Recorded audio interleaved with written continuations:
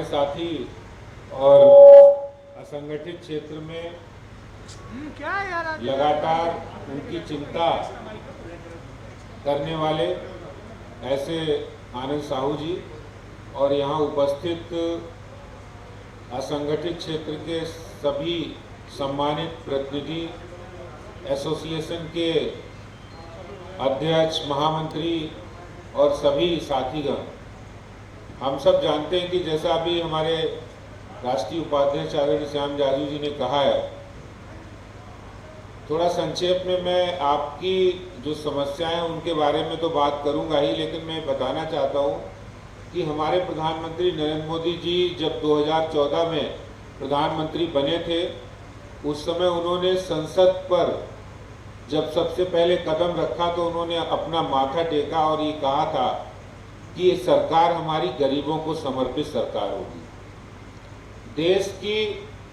130-25 करोड़ की आबादी है, उसके लिए तो काम करेंगे ही, लेकिन एक देश का प्रधानमंत्री जो ये संसद की डेहरी पर ये बात कहता है संकल्प के साथ कि ये सरकार गरीबों को समर्पित सरकार होगी, तो इससे बड़ी बात हम लोगों के लिए नहीं हो सकती है। और उसमें मैं ये कहना चाहता हूं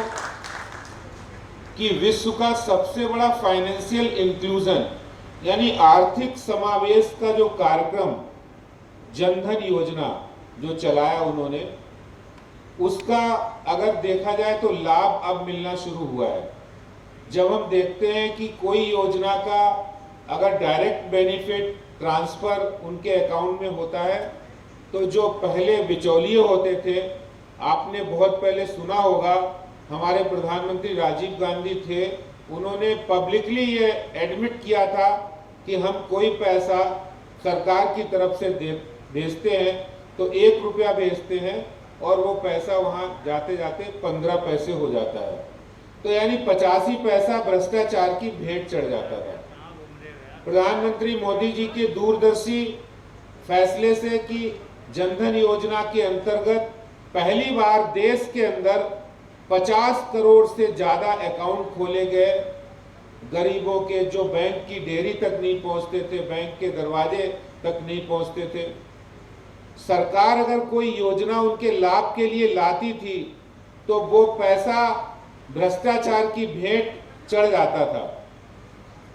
आज दिल्ली के संदर्भ में मैं कहना चाहता हूं कि पहले बड़ी बड़ी फैक्ट्रियां हुआ करती थी, यूनियन थी, और उस यूनियन के माध्यम से हमारे श्रमिक भाई बहन जुड़े रहते थे। लेकिन आज जैसे जैसे सामाजिक परिवेश बदला है, दिल्ली में जहां एक और फैक्ट्रियां कम हुई है, यूनियन भी कम हुई है, लेकिन वहीं जो बहुत बड़ा वर्ग है वो असंगठित क्षेत्र का बढ़ गया है। रेडी पटरी, हॉकर्स, इतनी बड़ी संख्या में घरेलू कामगार करने वाले भाई बहन, इतनी बड़ी संख्या में कंस्ट्रक्शन वर्कर्स जो कोई यूनियन नहीं है उनकी, बहुत बड़ी संख्या में रोजगार के लिए आए जो सर्वेंट क्लास की नौकरी करने वाले हमारे भाई बहन, और इनकी तादाद दिल्ली के अंदर बहुत बड़ी है, क्योंकि दिल्ली एक रोजगार देने का बहुत बड़ा केंद्र है। इस कारण से हर राज्य से, चाहे उत्तर प्रदेश हो, बिहार हो, उड़ीसा हो, झारखंड हो, पंजाब हो, हर राज्य से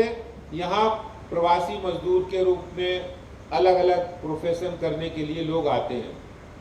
और ऐसे में किसी भी सरकार की जिम्मेदारी होती है कि उनके स्वास्थ्य की सुरक्षा, उनकी सामाजिक सुरक्षा, उनके आवास की सुरक्षा और उनके सभी तरह के हितों का ध्यान रखना जिम्मेदारी होती है, सरकार का काम है। मैं आपको बताना चाहता हूं, अभी कुछ दिन पहले सीएजी की एक रिपोर्ट आई और उस रिपोर्ट में ये कहा गया है कि कंस्ट्रक्शन वर्कर्स जो हैं उनके लेबर वेलफेयर का फंड लगभग 3200 करोड़ रुपया जो कॉन्ट्रैक्टर के बिल के साथ सेस अकाउंट से सेस के रूप में काटा जाता है, और वो दिल्ली सरकार ने एक बहुत बड़ा गबन किया है, बहुत बड़ा घोटाला किया है, 3200 करोड़ रुपया जो कंस्ट्रक्शन वर्कर के स्वास्थ्य के लिए, उनकी सुरक्षा के लिए, उनकी बेहतर इंतजाम के लिए, वहाँ जहाँ वो रहते हो वहाँ सीवर लाइन हो, वहाँ पानी की व्यवस्था हो, उनकी मेडिकल फैसिलिटी हो, इसके लिए ये खर्च होना था। और ये पैसा बड़े खेद के साथ कहना पड़ता है कि ये पैसा उन्होंने आम आदमी पार्टी के कार्यकर्ताओं को डिप्लॉयमेंट किया दिल्ली सरकार में, उनकी सैलरी देने के लिए किया। इससे शर्म की बात, इससे ज्यादा शर्म की बात नहीं हो सकती है। जो सरकार ये कहती हो कि हम आएंगे तो हम झुग्गी झोपड़ी वालों का ख्याल रखेंगे, हम उनके लिए, गरीबों के लिए तमाम स्कीम चलाएंगे, लेकिन वही सरकार 3200 करोड़ रुपया उनका पैसा जो उनके लिए था, जो मजदूरों के लिए था, जो श्रमिक भाई बहनों के लिए था, उस पैसे का उन्होंने मिसयूज किया। ये मैं सिर्फ उदाहरण के लिए इसलिए बताता हूं कि कितना कंसर्न है, कितने वो गंभीर है, कितने सीरियस हैं। ये इस बात के लिए आपको बताना चाहता हूं कि जब वो लेबर के पैसे को मिसयूज कर सकते हैं तो जो उन्होंने वादे किए वो कहां तक वो खरे उतरेंगे। आज जब कोरोना संकट है, मैं समझता हूं कि आज बहुत बड़ी जरूरत है जो हमारे साप्ताहिक बाजार वाले हैं। हमने कहा हम जो डीडीए में है, जिस तरह से पैंडेमिक है, महामारी है,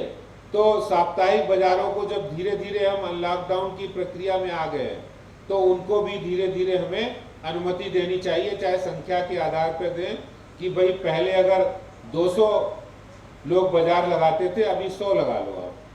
अगले हफ्ते वो 100 लगा लेंगे दूसरे।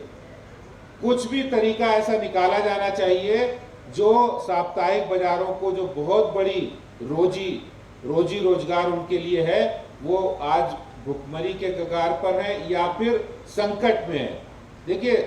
भारतीय जनता पार्टी ने बहुत सेवा का काम किया। 1 करोड़ से ज्यादा राशन के पैकेट, 1 करोड़ से ज्यादा भोजन के पैकेट, बने बनाए खाना, 32 लाख से ज्यादा राशन की किट भारतीय जनता पार्टी के कार्यकर्ताओं ने बांटी है। और तमाम संगठन, स्वयंसेवी संस्थाएं, चाहे सेवा भारती हो, आर्य समाज हो, सनातन धर्म सभा हो, गुरुद्वारा प्रबंधक कमेटी है, उन्होंने भी काम किया है। लेकिन मैं कहना चाहता हूं, ये तो इमरजेंसी थी, आपातकाल था, मजदूर मदद करने के लिए आज भी हम काम कर रहे हैं, लेकिन जो रोजगार है वो जारी रहना चाहिए। अगर संकट है तो सीमित संख्या में हो, लेकिन उसका कोई ना कोई विकल्प निकालना चाहिए। बाकी जो समस्याएं आप लोग रखेंगे, मैं ये जरूर कहना चाहता हूं आज इस मंच से कि भारतीय जनता पार्टी असंगठित क्षेत्र के जितने भी कैटेगरी हैं, जितने भी लोग हैं इस दिल्ली में, मैं समझता हूं लाखों की संख्या में उनके हितों का ध्यान हमेशा भारतीय जनता पार्टी रखेगी। और उनके हितों के लिए चाहे जितनी बड़ी लड़ाई लड़नी पड़े और जितना भी हमें समय देना पड़े, उसके लिए हम उसको देंगे और पूरी ईमानदारी के साथ आपके साथ हम काम करेंगे। मैं ये बात बड़ी जिम्मेदारी के साथ कहता हूं कि आने वाले दिनों में भारतीय जनता पार्टी गरीब से गरीब भाई के रोजगार के लिए उनकी लड़ाई लड़ेंगे। और चाहे वो कारपोरेशन हो या दिल्ली सरकार हो, जहां पर भी अगर लड़ाई लड़नी पड़े और जहां आदेश देना पड़े, निगम को भी अगर कुछ इसमें परिवर्तन करने की जरूरत होगी, वो भी हम करेंगे। जो वेंडर्स ये बननी थी टीवीसी, वो भी हम बनवाएंगे, जो दिल्ली सरकार ने बहुत दिनों से उसको पेंडिंग में डाला हुआ है। इस कोरोना पैंडेमिक में जो काम रुका है उसको भी हम आगे बढ़ाएंगे। और आपकी समस्याओं के साथ भारतीय जनता पार्टी दिल्ली प्रदेश की यूनिट पूरी लामबंद एकजुट के साथ खड़ी है और आपके साथ कंधे से कंधा मिलाकर हम आपके साथ ईमानदारी के साथ आपके संघर्ष को लड़ेंगे, आपकी मांगों को पूरा करेंगे। और इसके साथ जो डे टू डे समस्याएं आती हैं उसके साथ भी हम प्रदेश कार्यालय में एक सहयोग सेल स्थापित करने वाले हैं। जो कभी भी कोई समस्या आए तो उस समस्या का समाधान इस प्रदेश कार्यालय से मिले। बहुत बहुत धन्यवाद। अब आप लोग अपनी जो बातें हैं, ग्रीवेंस है, उसको संक्षेप में कहेंगे तो मैं आनंद साहू जी से कहूँगा कि या कोई कार्यकर्ता हो उसको लिख ले और लिखने के बाद हम उसको इम्प्लीमेंट करेंगे। उसके क्या क्या समाधान निकल सकते हैं जैसे अभी ट्रांसपोर्ट सेक्टर से एक बात आई थी कि हमारे जितने भी टैक्सी कैब के लोग हैं उनके चालान बहुत हो रहे हैं। मैं अभी पुलिस कमिश्नर से मिलूंगा और उनको कहूंगा कि इस समय उनको जो चालान है उनको बेवाफ किया जाए। ऐसे बहुत सारी समस्याएं हैं, तो ये जो समस्याएं, उन समस्याओं का समाधान कहां से हो सकता है, उसकी लड़ाई हम पूरी लड़ेंगे। बहुत बहुत धन्यवाद।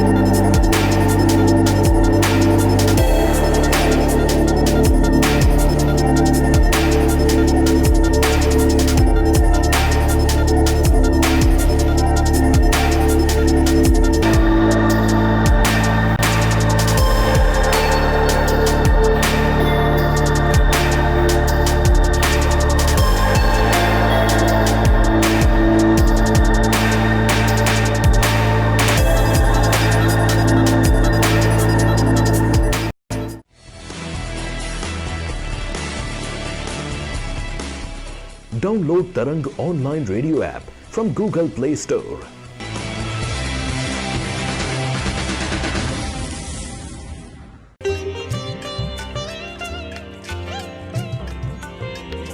You are listening to Tarang Devotional Online Radio.